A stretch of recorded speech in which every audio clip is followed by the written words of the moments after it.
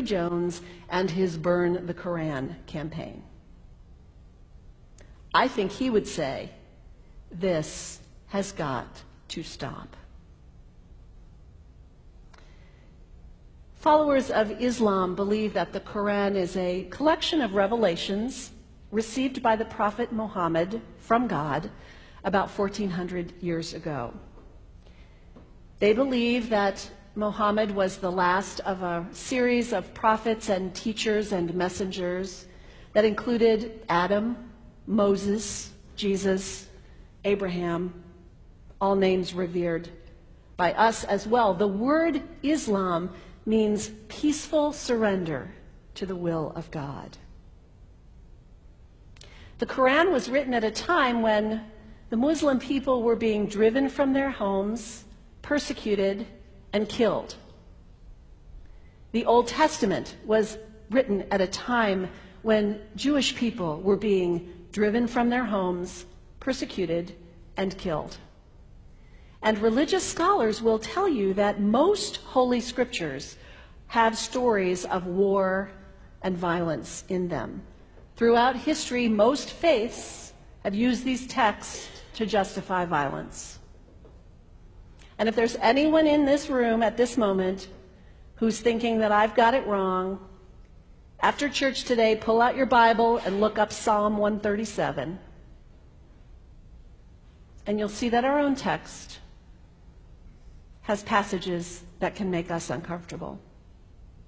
But also, like the Bible, the predominant message of the Quran is of peace and care and loving God, justice, care for the neighbor, care for the stranger. In the Bible, we have thou shalt not kill. In the Quran, we have whoever kills another, surely he is killing all of humanity. And whoever saves the life of another, surely he saves the lives of all humanity. These are words of peace, words of faith, words that could save the world if we would take them to heart. The second thing you can do the next time someone sends you one of those emails demonizing Islam, delete it. Don't forward it. Don't participate in the stereotyping. Don't give in to your fear. It's okay to be a little afraid. We all have those emotions. Just don't give in to it. Don't sign on for it. Don't focus on this tiny group of extremists who commit acts of violence. Focus on the hundreds of millions of Muslim people in the world who are people of faith, whose priorities and concerns and families are not so different from your own. And third, when you think of Muslim people, think of individuals. Think of the professor at Ohio State. Think of the engineer at Honda. Think of the teacher at the elementary school down the street. When you think of Muslim people, remember those who died on 9/11, not the hijackers. There was only a handful of them. Remember Mohammed Sunhami Hamandi. He was born in Pakistan. He came to the United States as a small child with his parents. He played high school football. He went to college. He became a part-time ambulance driver.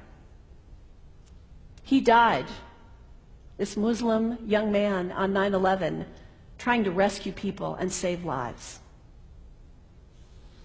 When you think of Muslim people, remember Mohammed Salahuddin Cloudhurry. He was a waiter at Windows on the World, which was at the top of the World Trade Center. He died that day. His wife had their baby 2 days later. When you think of Muslim people, remember Rama Salih. She was a woman, 28 years old. Her neighbors described her as fun and outgoing and generous. And she died on American Airlines Flight 11, 7 months pregnant with her first child.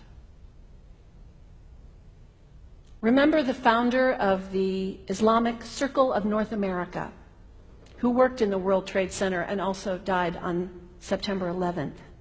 That same group now is giving away tens of thousands of copies of the Quran in response to the campaign about burning the Quran. In the language of their own tradition, they are spreading words of faith and peace and hope. One of the ladies at the 8:30 service this morning said to me after, maybe we should declare September 11th, buy a Quran and read some of it. It is for us to share our message of love and hope and peace, but let us do it with grace and respect and above all, humility. God grant us, as individuals, as a nation, as Christians, the humility for this work.